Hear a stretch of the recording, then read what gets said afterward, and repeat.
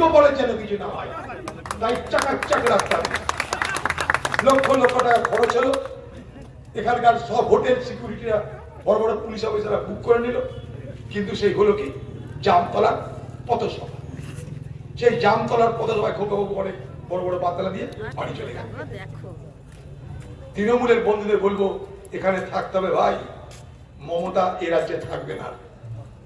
মমতা যাওয়ার রাস্তা শুরু হয়ে গেল লোকসভার ভোট থেকে, মিলে দেবে না। লোকসভার ভোটে কংগ্রেস বা মিলে মিশে যে জোট করেছে আমরা, তৃণমূলের গোষ্ঠী ষষ্ঠী পুজো হয়ে যাবে।